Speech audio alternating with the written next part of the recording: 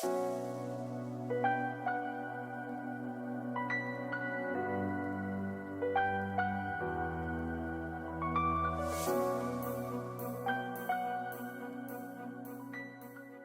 everyone, this is Donnie, aka Elevated with Artifact Alchemy, and this is going to be the very first episode of Artifact Arbitrage, where we take a look at the market, what's popular, what's selling well, where the value might be, and we're going to just look at some of these early listings, because we're still in the beta here. This is the very first day the marketplace has ever been open, and we want to look at see what the possible value cards are, what people are valuing highly, might be undervaluing, and think a little bit about what we could possibly cash in on as far as selling our cards for packs, for tickets, or buying low, very valuable cards that could eventually become extremely valuable.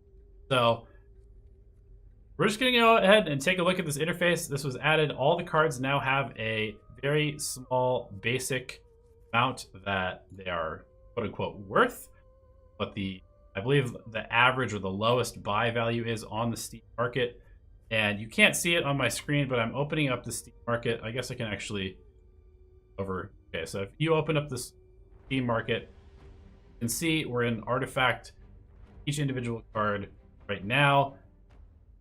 That Blink Dagger is being valued higher than anything else in the game. It is obviously an item that has a lot of good uses in the game. It makes a lot of decks stronger. It's pretty useful in basically any deck that I can think of. And as a result, everybody's trying to buy up those Blink Daggers because they think they're going to be very valuable going forward. Now, one thing to remember is that Blink Dagger is an uncommon card, which means that while it isn't as common as a common, it's going to show up pretty regularly. I believe I had 5. I went ahead and listed 2 of them on the market because seems like a lot to pay for an uncommon to me. Might go higher than that, but it also might go lower. And I think that once we have a lot more people in the game buying packs and, you know, contributing their cards to the card pool, I think a lot of these high value cards, especially the ones, you have to remember that this is the uncommon and common listing only on the very first day that the marketplace is open. So these cards are the rarest of the cards available in this listing, but once the rares are available, we're going to see a lot of those just completely surpass the value of these cards. And in the first few days of the marketplace being open, I think there's going to be some very wild swings in terms of prices. Cards like Time of Triumph, probably Horn of the Alpha, going for just absurd numbers that really don't make a whole lot of sense. And in this case, we're going to take, you know, Blink Dagger as an example. If we click on the item, you can see that there are over 100,000 requests to buy at $386 or lower, and there's 173 for sale, starting at the very lowest price of $393. So you can look down here at the graph. You can just see that the price of this item is going up, and once we have more data, of course, as the days go along, we're going to be able to actually see and track the price changes in various items. And that's obviously going to be affected by things like tournaments, pros saying what cards are good and bad, and of course the introduction of new sets and combos and strategies.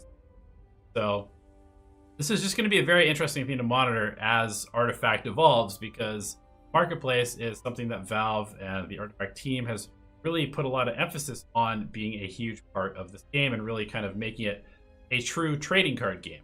So I'm actually very excited just to kind of take a look at this kind of stuff. And at the moment, it's a little hard to believe that worth paying. You gotta remember, if we translate this to packs, right? If we were to buy a pack is $2. So people are basically saying that a Blink Dagger is worth 1.5 packs, or almost 2 full packs worth. And I don't necessarily know that I agree with that. And it's also worth, you know, 3.5 tickets. So it's just another way to look at it as far as the conversion of what a card might be worth in the marketplace to the actual cost of it in game.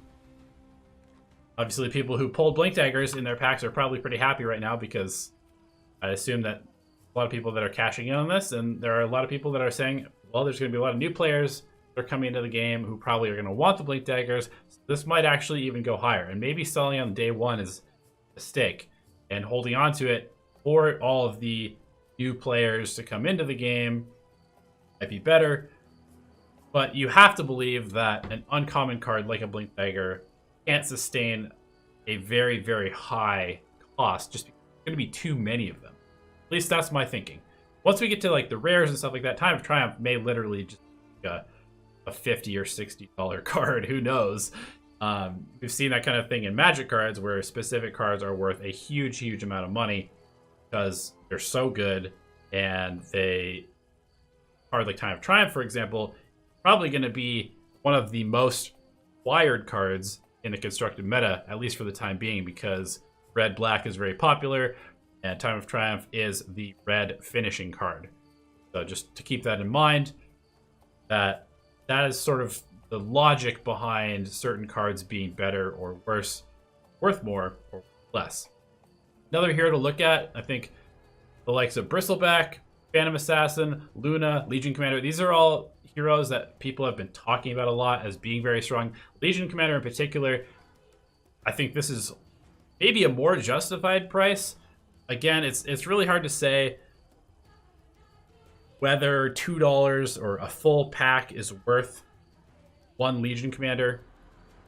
But you have to keep in mind that most commons are kind of going for like 2 or 3 cents. If we switch back to the game and then we look at the marketplace, Fight Through the Pain, these are common cards, 2 cents, 3 cents for Poised to Strike, 3 cents for Diabolic Revelation.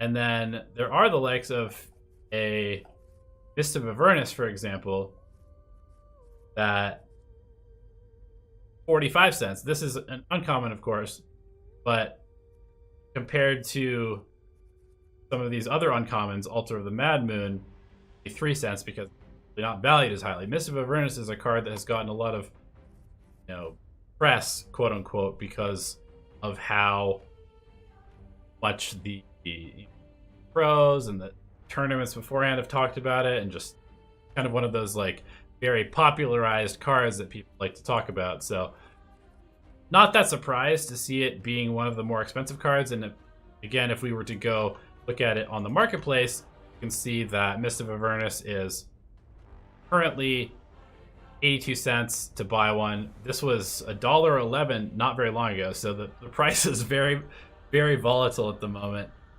And that's not surprising, considering that there's a lot of people probably trying to cash in early. Again, it's dropped even more. Trying to cash in early. Legion Commander's dropped a little bit. Blink Dagger has dropped as well. As more and more people are listing their cards, that's not a very surprising reaction. So I'm very curious to see how the market looks in a couple of days once we have the big influx of everybody else coming into the game of Artifact. And so at the moment, I would have to say, if you want to get some value early on out of a card like a Blink Dagger, people are probably going to be buying it for more than it's worth. But then again, I could be wrong. If for some reason Blink Dagger is not as commonly pulled for a while, it might end up actually being more expensive.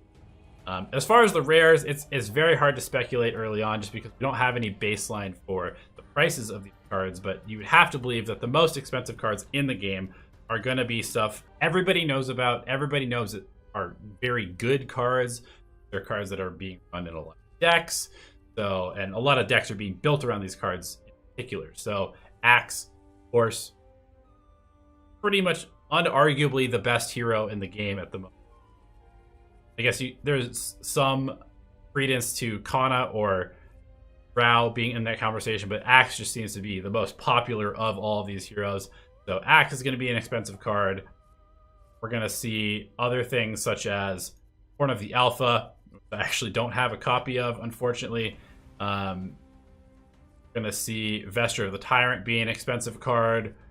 We're definitely going to be seeing the likes of Incarnation of Salamene being an expensive card. Emissary of the Quorum for sure will be expensive.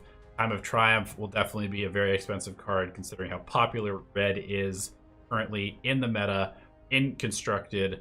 And those cards in particular are going to catch a nice price. Annihilation will be a very expensive card as well, because really the cornerstone of most blue decks. So thank you so much for watching. Genuinely appreciate you checking out this video, and stay tuned for more content here on Artifact Alchemy. Good luck and have fun.